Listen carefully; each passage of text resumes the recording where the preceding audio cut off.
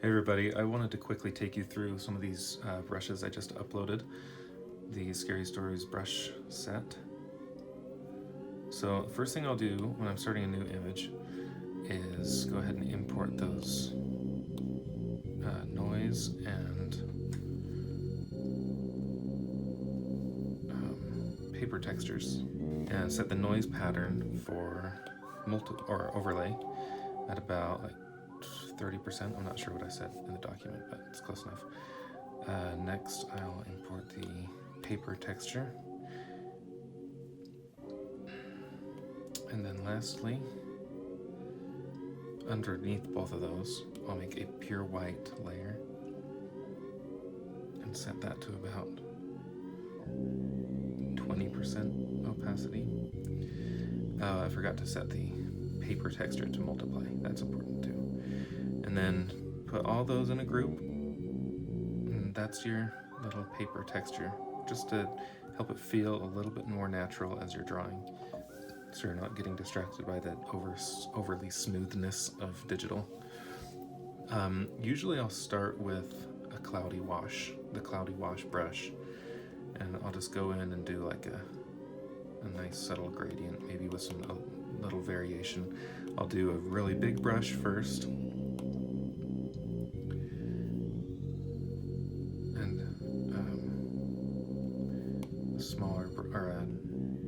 a smaller brush after,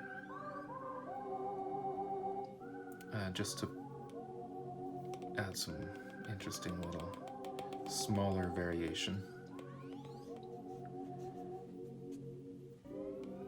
And again, one of these drawings usually takes me about 4 to 5 hours, sometimes more depending on the complexity of it, sometimes way more.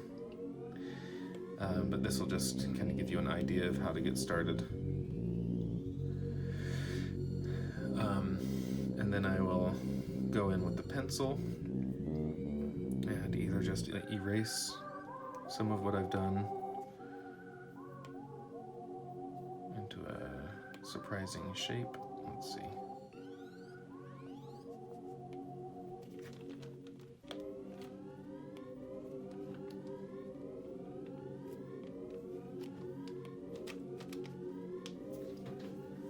And I don't know what this is yet. I'm just creating a weird shape.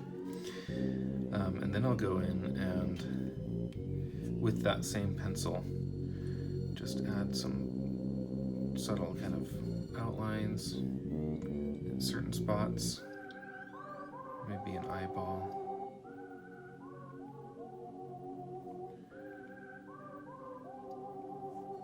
By the way, I'm using the smudge a lot as well. The smudge brush is definitely a big part of this whole process.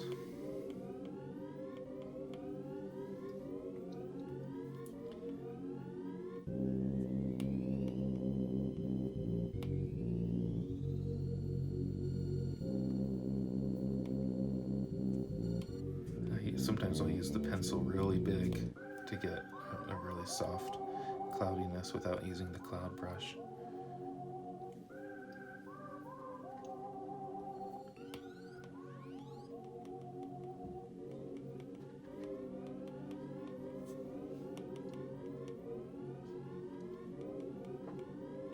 That smudge brush to get some of this kind of drippy texture to make it feel like it's kind of melting or something like that. Just a little bit. Gamel often kind of has his textures and shapes kind of blending into the background at unexpected times.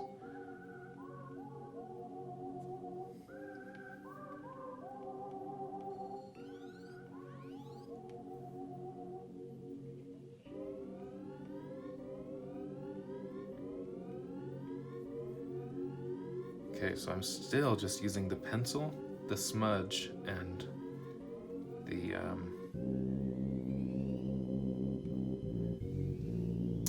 cloudy brush.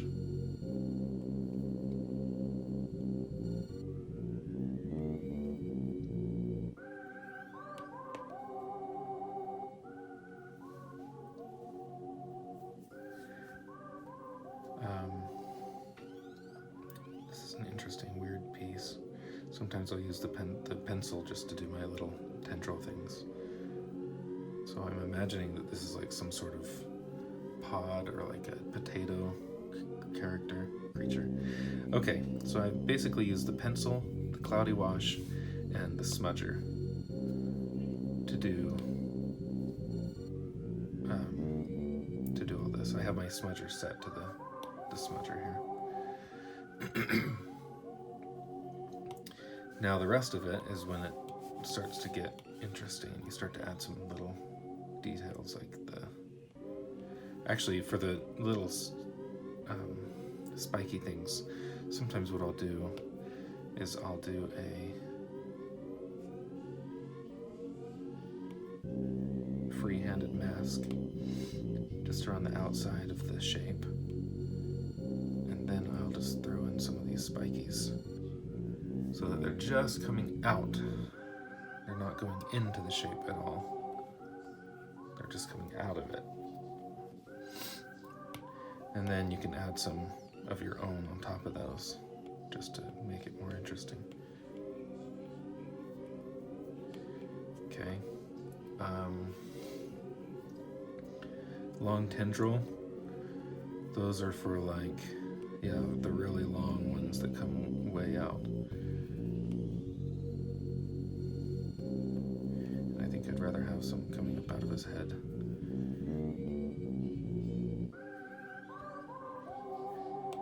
Pressure stringy. This is for when I want stringies that start thick and then get thinner as they go up. Okay.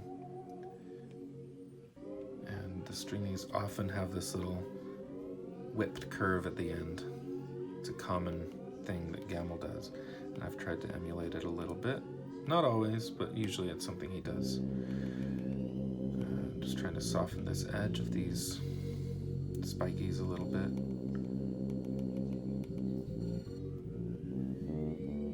This is a very bizarre piece so far. All right, next the ink wash. That, again, that's just another option for the big wash. If you want, you can do the ink wash instead of the cloudy wash, and what that does is just give it these kind of inky edges.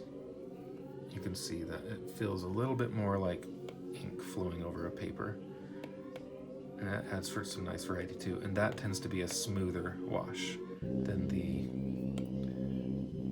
cloudy wash brush that I have included. It tends to be a lot smoother and more of a gradient, which might be what you want. And sometimes I use it. Next is something like the cloudy wisp. Okay, so this is basically how I like to do my smaller details, and I'll often add them on a separate layer.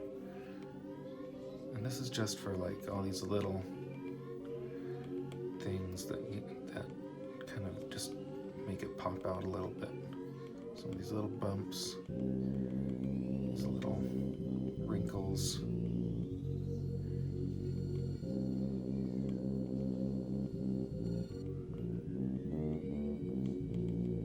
Really subtle stuff. And I'll go back and forth between black and white on those just to make them feel even more dynamic.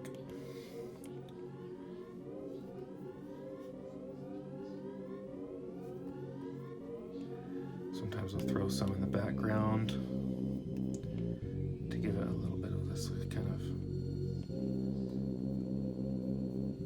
like clouds flowing by in the background kind of thing.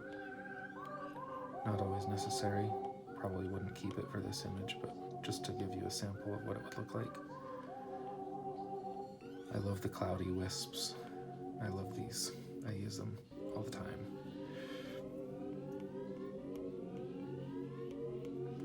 Just kind of add some surprising variation and detail into. He's gonna have some, I think I'll give him some hair dripping off back here, some white hair.